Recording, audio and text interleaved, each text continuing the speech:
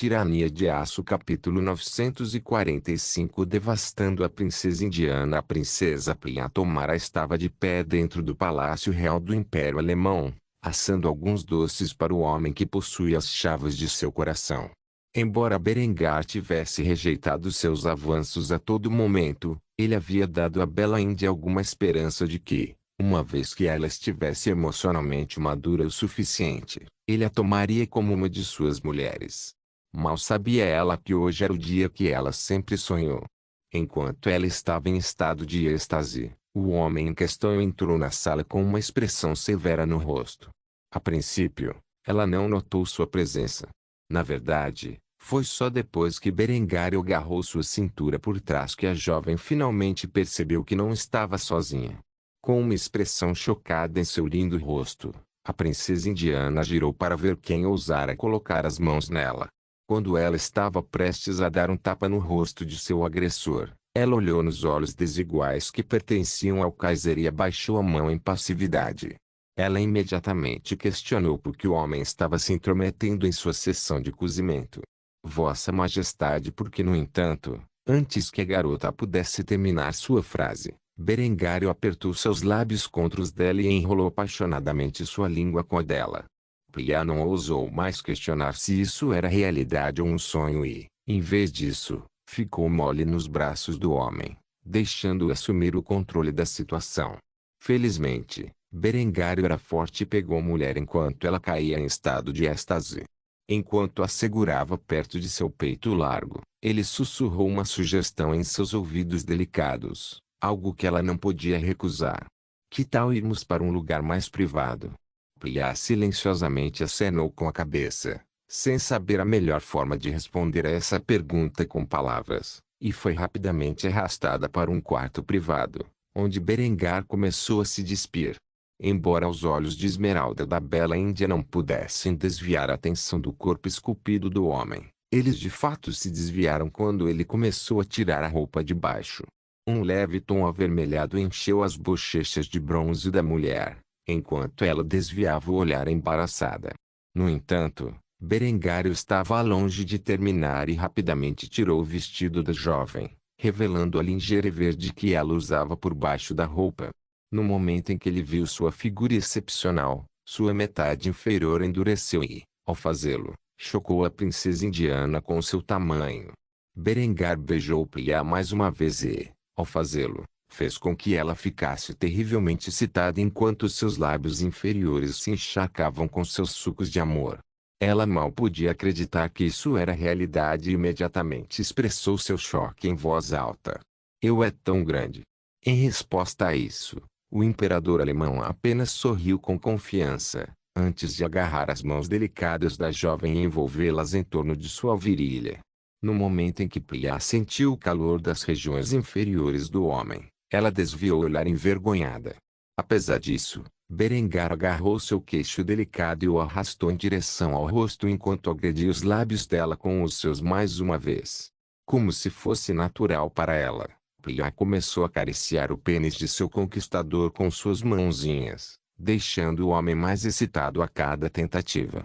Depois de vários momentos, Berengar baixou a mulher de joelhos e pressionou a ponta de seu eixo contra os lábios deliciosos da beldade indiana. Embora ela nunca tivesse feito sexo oral antes, Priya conhecia o básico, pois havia espionado secretamente Berengar quando ele estava fazendo amor com suas muitas mulheres. Havia um olhar de determinação em seus olhos de esmeralda enquanto ela envolvia os lábios ao redor da cabeça e tentava levar o eixo até as profundezas de sua garganta. Não demorou muito para o grande pau atingir o reflexo de vômito da jovem, onde ela imediatamente cuspiu o falo da boca, tossindo ao fazê-lo. Como ela não estava acostumada com a ação, Berengar levou Priya para a cama próxima e desabotoou seu sutiã antes de enfiar seu pênis entre seus enormes seios de bronze. Ele pressionou as duas grandes mamas contra seu pênis enquanto bombeava seus quadris para frente. Uma aparência corada cobriu o rosto bonito de Priya enquanto ela chupava o pau do homem toda vez que ele chegava a seus lábios. Eventualmente, fazendo com que Berengar borrifasse sua primeira carga em todo o rosto da beleza indiana. Apesar dessa ejaculação, Berengário estava longe de terminar, pois sorriu antes de provocar a mulher abaixo dele. Chega de preliminares.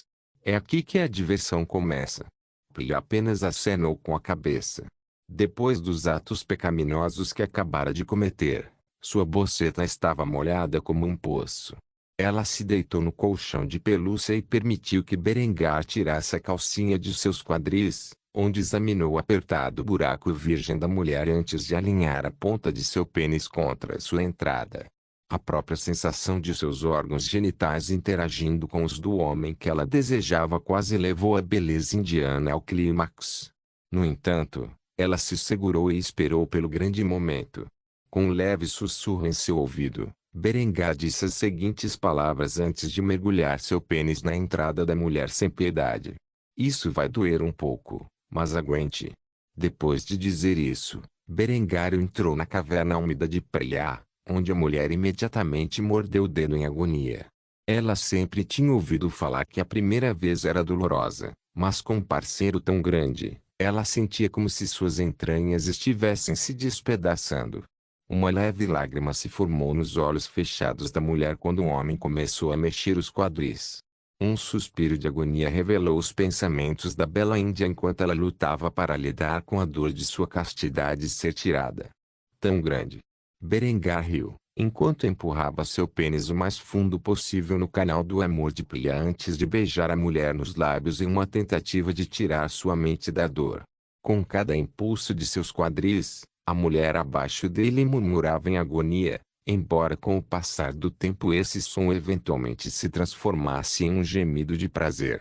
Como se estivesse insultando a garota abaixo dele, Berengar tinha um sorriso perverso no rosto enquanto continuava a bater nas profundezas de Plia como um pistão. Sua boceta virgem o envolveu como um aperto, e não estava deixando ir. Assim, ele não pôde deixar de zombar da garota. Você gosta disso, hein? Bem, se você continuar me apertando assim, eu nunca vou parar. Plia, agora perdida no prazer do sexo, não se importava mais com sua imagem real, nem tinha tempo para pensar no que dizia. A garota apenas disse a primeira coisa que lhe veio à mente. Nunca pare. Essas palavras acariciaram o ego de Berengar, e ele apenas sorriu mais uma vez antes de repreender a garota sobre a ingenuidade de seu pedido. Cuidado com o que você deseja. Depois de dizer isso, Berengar aumentou a intensidade de suas estocadas, levando imediatamente a mulher ao clímax. No entanto, apesar de sua condição, ele não parou por um segundo e continuou a bater até que liberou sua semente nas profundezas de seu ventre. A essa altura, Plia havia desmaiado de prazer e não se lembraria do resto de sua sessão. Berengar não cedeu, pois ainda estava incrivelmente animado por tomar a castidade de outra princesa e, em vez disso, virou a garota de bruços, onde deu um tapa em sua bunda suculenta antes de tomá-la por trás. Talvez porque Plia estivesse desmaiada, mas a garota estava mais apertada do que antes, o que só fez Berengar querer transar com ela mais. Ele continuou a bombear seu eixo dentro e fora da vagina úmida da mulher com uma intensidade aumentada, colocando-a em uma variedade de posições enquanto a fodia sem sentido. Berengar passaria as próximas 2 horas devastando o corpo da menina e liberando um total de 3 cargas em seu ventre na tentativa de engravidá-la no local. Quando finalmente ficou exausto, afastou-se da bela índia e desabou na cama ao lado dela. No momento em que ele fez isso, Lindsay revelou de seu esconderijo. Ela estava nua e molhada como pode estar, claramente gozando com a visão de seu homem fodendo outra mulher sem sentido. Quando Berengário viu isso, ele zombou antes de expressar seus pensamentos em voz alta. Claro que você estaria aqui espreitando. Lindy não negou isso e, em vez disso, rastejou para a cama e se aconchegou com seu homem. Ela cutucou o peito dele com o dedo antes de questionar Berengar sobre suas atividades anteriores com a princesa de Anandpur. Então, como ela estava? Berengar apenas sorriu em resposta a isso, enquanto olhava para a expressão cheia de luxúria no rosto da bela adormecida antes de acenar com a cabeça em aprovação. Ela era tudo o que eu pensei que ela seria. Eu quase tinha esquecido como era bom tirar a virgindade de uma mulher. Lind sorriu ao ouvir isso e beijou Berengar nos lábios, antes de sussurrar em seu ouvido algo que ele não esperava. Nas próximas semanas, quero que você passe pelo menos 1 hora por dia bombeando esta putinha cheia de sua semente. Ela precisa dar à luz um filho para você antes que Dara encontre uma esposa. Quando ela estiver grávida, você poderá fazer o que quiser, como desejar. Berengar não rejeitou essas ordens e apenas arrastou a beldade ruiva para seus braços. Ele ficava deitado com ela nos braços e Plia ao seu lado por mais 30 minutos antes de sair da cama e voltar ao trabalho. Tirania de Aço capítulo 946 Infiltrando-se no Império Alemão enquanto Berengar devastava a princesa do Império Anandpur, outra princesa havia entrado na jurisdição da alfândega alemã. Sentada em um escritório na cidade de Trieste, Yminha esperava pacientemente a chegada dos oficiais da inteligência alemã que pretendiam interrogá-la sobre sua fuga do Japão. Desde que pisou pela primeira vez na cidade portuária, Minha ficou chocada com o que viu. A cidade de Yankyu tinha acabado de receber eletricidade não muito tempo atrás. E, no entanto, teve que ser reprojetado desde o início para fazer uso adequado dessa tecnologia crítica. Assim, além de algumas infraestruturas críticas, a eletricidade era praticamente inexistente. No entanto, esta cidade portuária tinha iluminação pública em cada esquina, junto com sinais de trânsito e todas as outras formas de maravilhas tecnológicas. Ônibus percorriam as ruas, junto com outros automóveis da polícia, do corpo de bombeiros e dos hospitais. A diferença entre a capital japonesa e esta cidade portuária era assombrosa, para dizer o mínimo. Apesar dessa revelação chocante, Minha não teve muito tempo para testemunhar as proezas avassaladoras do Reich, pois foi encaminhada para a alfândega na chegada e escoltada até a delegacia de polícia mais próxima, onde ficou sob custódia, esperando a chegada de seu interrogador. Horas se passaram antes que uma jovem loira entrasse na sala, vestida com um uniforme de estilo militar. Ela tinha uma pasta em uma das mãos e uma caneca de café na outra. Sem se apresentar, a mulher sentou-se e abriu a pasta, onde bebeu sua bebida por alguns momentos em silêncio antes de finalmente falar. Yminha, também conhecido pelo pseudônimo de Laminha, conhecido colaborador do Império Japonês, chefe do Departamento de Química da Imperatriz Itami e terceira princesa da dinastia Joseon. Durante a visita diplomática da Imperatriz Itami à Embaixada da Alemanha na cidade de Pequim, ela curiosamente trouxe você com ela. No entanto, em vez de acompanhar sua imperatriz para visitar o embaixador, você fugiu de seu destacamento de segurança e se aproximou do Palácio Ming, solicitando asilo. A imperatriz Itami ficou furiosa ao saber de sua deserção e imediatamente solicitou que o imperador Ming o entregasse para enfrentar a justiça por sua traição.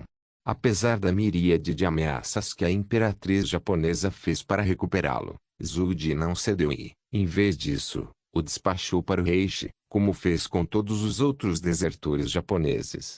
A imigração e a alfândega acharam por bem permitir a sua entrada no país. No entanto, é meu trabalho interrogá-lo e descobrir seus verdadeiros motivos. Então vamos começar com isso. Por que você desertou do Império Japonês? Tanto quanto eu sei, você tinha uma posição incrivelmente prestigiosa dentro do círculo interno da Imperatriz Itami.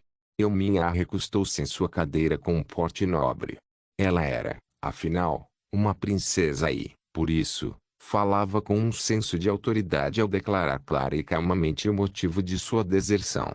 Poucas pessoas sabem disso, mas a Imperatriz Itami tornou-se cada vez mais instável. Ela se tranca em seu quarto durante horas por dia, bebendo uma quantidade perigosa de sake, enquanto fala com seu travesseiro como se fosse um ser humano vivo. Já que sua condição mental está claramente se deteriorando rapidamente. Agora acredito que ela não é mais capaz de enfrentar o Reich no caso de um conflito armado. Eu simplesmente aproveitei a primeira oportunidade para fugir de seu controle e me apresentar, junto com meus talentos, para o lado que sei que sairá vitorioso. Nunca fui leal à Imperatriz Itami ou ao seu império. Eu simplesmente fiz o melhor de uma situação ruim para me dar o máximo de vantagens. já que não sou mais bem-vindo em minha pátria, nem no país que me adotou. Senti que o único lugar onde poderia viver uma vida meio decente era no Reich. Assim, quando a imperatriz Itami me disse para acompanhá-la a Pequim, planejei desde o início desertar para o Reich. Embora Itami tenha dito a minha para se apresentar como uma espiã, que seu pai havia incorporado nas fileiras do governo japonês, a beleza coreana sentiu como se isso pudesse ser facilmente refutado. Afinal, bastou um telegrama de Berengário para seu pai para determinar se isso era verdade ou não. Assim, por capricho, ela mudou seu disfarce para o de oportunista desavergonhada. Algo que ela sentiu era muito mais crível. Quanto à mulher que a interrogava, ela franziu as sobrancelhas com a menção do estado mental de Tami.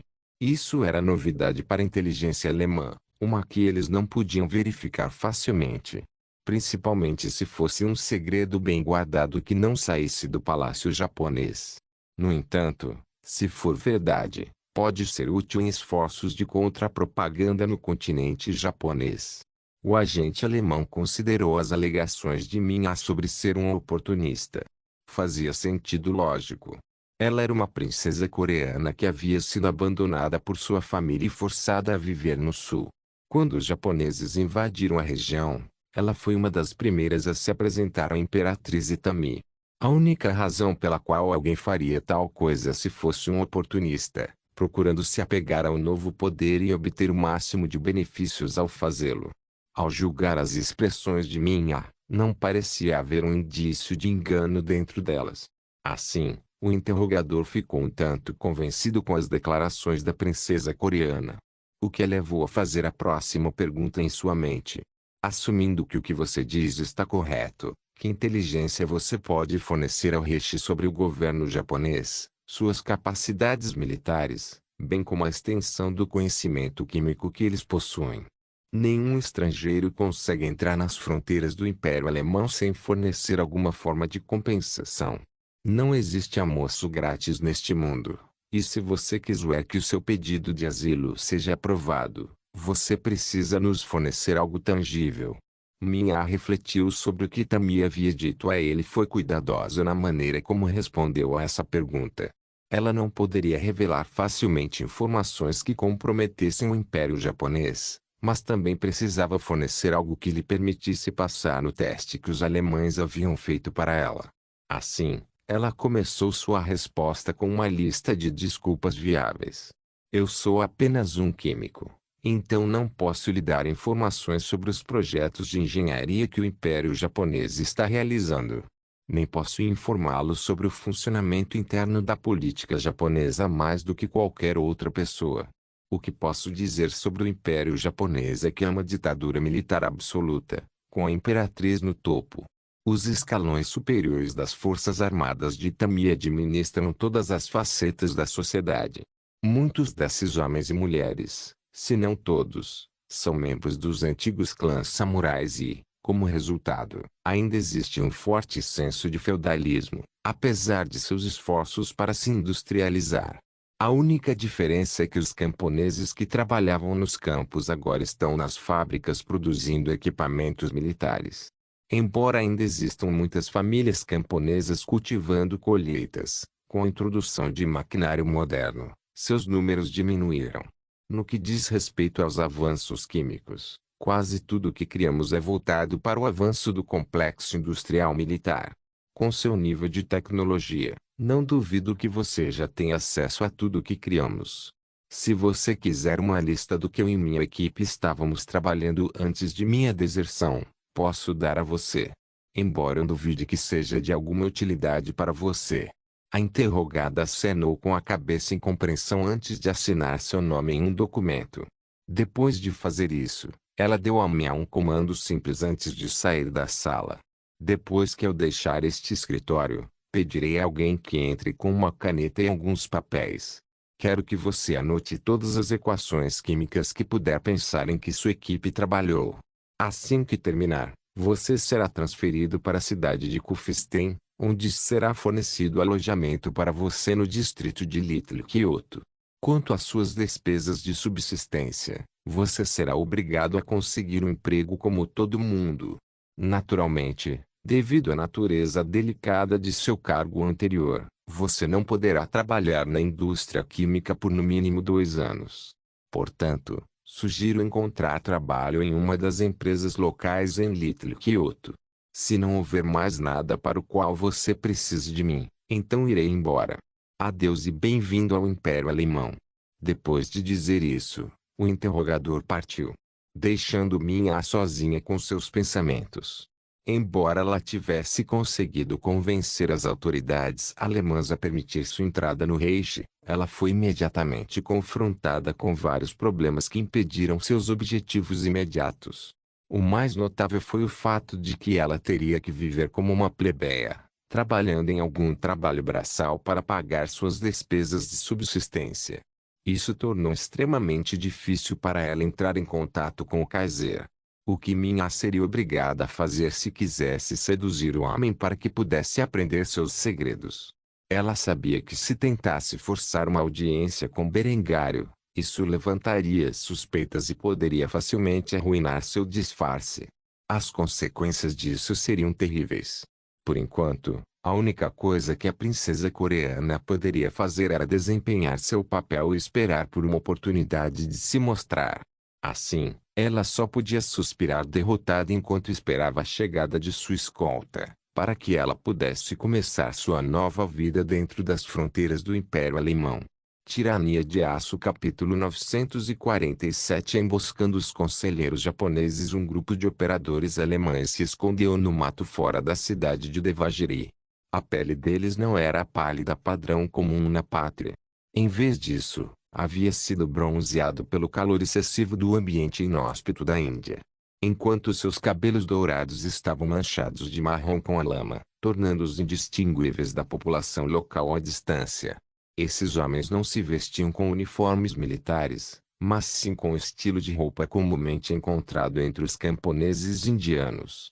A única diferença perceptível entre eles e os nativos à primeira vista eram as armas penduradas nos ombros e o equipamento de carga usado para armazenar suas munições.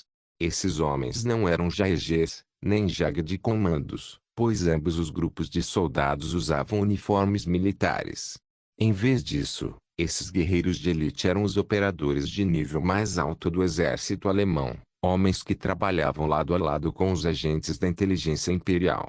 Esses homens eram os Sturmkommandos, um grupo de forças especiais projetado para conduzir operações clandestinas bem atrás das linhas inimigas. Se, por qualquer motivo, esses soldados de elite fossem capturados vivos, o Império Alemão negaria sua existência e os abandonaria à própria sorte. Pois as atividades que realizavam exigiam negação total se descobertas pelo inimigo. O líder desses operadores chamava-se Ostbauer, e o grupo havia sido despachado para o subcontinente indiano há quase meio ano para ficar de olho no avanço do exército de Bengala. Enquanto Orst fazia seu trabalho e olhava através de um par de binóculos para o exército desavisado à distância, o operador de rádio que estava ligado à sua unidade se aproximou dele com uma expressão severa no rosto. Capitão, temos novas ordens. O oficial das forças especiais baixou o binóculo e olhou para o homem com um rosto estoico. Ele simplesmente acenou com a cabeça uma vez em silêncio, sinalizando para o homem continuar. O Kaiser quer que iniciemos uma crise humanitária quando o exército de Bengala marchar sobre Devagiri, para que o Império Anandpur tenha um casus belli para interferir no conflito antes que o inimigo alcance suas fronteiras. O alto comando deixou os meios pelos quais conseguimos isso a nosso critério. Então, o que vamos fazer? Orst não respondeu imediatamente e, em vez disso, olhou na direção para onde o exército de Bengala marchava. Ele permaneceu em silêncio por vários segundos em contemplação antes de dar voz aos seus pensamentos. Diga-me, sargento, o que está impedindo o exército de Bengala de cometer crimes de guerra? O operador de rádio precisou apenas de um momento para refletir sobre essa questão antes de chegar a uma resposta. Isso seria a relutância de Asa em antagonizar seu apoiador. Contanto que os conselheiros japoneses fiquem de olho nele e em suas tropas. Então o exército de Bengala não agirá. Espere um segundo, você não pode querer. Um sorriso perverso apareceu no rosto de Orst quando ele acenou com a cabeça 3 vezes antes de expressar o plano que havia elaborado para antagonizar o exército de Bengala. A solução para o nosso problema é simples. Emboscamos o exército de Bengala e eliminamos os conselheiros japoneses com um ataque coordenado. Então recuamos para Devagiri e preparamos as defesas da cidade para que ocorra um cerco longo e sangrento. Sem os olhos e ouvidos da Imperatriz Itami, observando de perto seus fantoches de Bengala, eles responderão às amargas perdas que sofreram neste cerco devastando a cidade depois de saírem vitoriosos. Assim, dando ao Império Anungpur a única desculpa de que precisam para intervir. Fritz, quero que você vá ao depósito de armas mais próximo e ponha as mãos em um Panzerfaust, bem como em alguns foguetes adicionais. Trago de volta aqui o mais rápido possível. O homem chamado Fritz acenou com a cabeça silenciosamente com uma expressão fria no rosto, antes de sair correndo para o deserto sozinho com nada além de seu STG-32 nas mãos. O STG-32 era uma réplica do STG-44 da vida passada de Berengar e atualmente estava em serviço entre todos os grupos de operações especiais. No entanto, as armas nas mãos desses Sturmkommandos foram modificadas com canos curtos, sob coronhas dobráveis e um posto de visão frontal integrado e combinação de bloco de gás, dando-lhes uma aparência distinta. A natureza compacta geral dessas armas as tornava altamente manobráveis na densa selva da Índia Central. Fritz voltou em pouco tempo, com um Panzerfaust no ombro e uma granada propelida por foguete carregada em seu cano, pronta para ação. Ao ver isso, Orst sorriu e acenou com a cabeça antes de deixar seus soldados entrarem no plano que ele inventou. Vamos emboscar o exército de Bengala quando eles passarem por nossa localização. Eles não estão longe e em 5 minutos estarão a uma distância de combate. Assim que os conselheiros japoneses estiverem à vista, dispararemos 3 foguetes, um dos quais cairá precisamente sobre aqueles malditos japoneses. Quanto aos outros 2, eles vão mirar na frente e atrás dos japoneses em uma tentativa de obscurecer nossa intenção. Depois de eliminar os conselheiros japoneses, continuaremos a abrir fogo contra o inimigo por um tempo antes de voltar para Devagiri, onde assumiremos o comando da defesa. Os Sadav estão armados com canhões de cano liso e mosquetes raiados. Com nossas táticas, eles podem no mínimo matar alguns milhares de Bengals. Então prepare-se, porque assim que os conselheiros japoneses forem eliminados, o exército de Bengala será libertado das correntes que os prendem. Os Sturmkommandos acenaram com a cabeça de acordo com as suas ordens, antes de assumir posições de guarda em um penhasco acima da estrada principal. Eles esperaram pacientemente por vários minutos antes que a primeira das tropas de Bengala passasse por eles. Uma enorme coluna composta por quase 100.000 soldados começou a marchar pela estrada em direção à capital Yadava, quando finalmente no meio de suas fileiras os conselheiros japoneses foram avistados pelos Sturmkommandos alemães. Eles estavam perto do próprio Imperador Asa, tanto que alguém poderia interpretar mal o alvo de seu ataque na primeira inspeção. Foi uma surpresa inesperada, mas bem-vinda. Fritz ajoelhou-se na colina que dava para a estrada, a cerca de 100 metros de distância, e verificou se a área de seu backblast estava limpa, antes de apertar o gatilho de seu Panzerfaust, que lançou a granada propelida por foguete para frente, onde detonou atrás. O Imperador de Bengala e os conselheiros japoneses, ao fazê-lo, reivindicaram a vida de algumas dezenas de soldados de Bengala. Antes que o inimigo pudesse reagir ao som do Panzerfaust disparando à distância, o foguete atingiu sua localização e explodiu com impacto. A explosão foi grande, já que o Panzerfaust que o Império Alemão usou foi modelado após o último projeto conhecido como Panzerfaust 250. Foi referido como tal, porque era capaz de explodir 250 milímetros de armadura de aço. Assim, quando implantado contra alvos fáceis, não passava de morte certa. Depois de disparar um foguete, os Sturmkommandos dispararam seus rifles de assalto e metralhadoras na direção geral do Imperador Asa e seus conselheiros japoneses. Durante todo o tempo, Fritz carregou rapidamente o outro foguete e disparou em direção à frente de onde os conselheiros japoneses estavam agachados, que estavam em processo de reação ao combate em andamento. Desta vez, o foguete explodiu, mas algumas dezenas de homens, parados na frente do imperador Asa e dos conselheiros japoneses. No entanto, antes que eles pudessem reagir a este ataque, um terceiro foguete disparou e atingiu com precisão seus alvos, instantaneamente explodindo a meia dúzia ou mais de conselheiros japoneses em pasta de carne. Demorou vários momentos para o exército de Bengala responder ao fogo, mas quando fizeram, eles foram atacados pelo cinto alimentado MG-27, que era mais comumente referido como buçal de Berengar. A arma disparou todo o seu cinto de 250 tiros em direção ao exército de Bengala, cortando seus corpos como se fossem meros sacos de sangue. Essa devastação foi alcançada em questão de segundos. Depois de garantir que havia ocorrido carnificina suficiente para mascarar sua intenção, os Sturmkommandos empacotaram seus pertences e correram para longe, deixando para trás nem mesmo uma única cápsula de projétil. Como suas armas estavam equipadas com um dispositivo que pegava as balas gastas.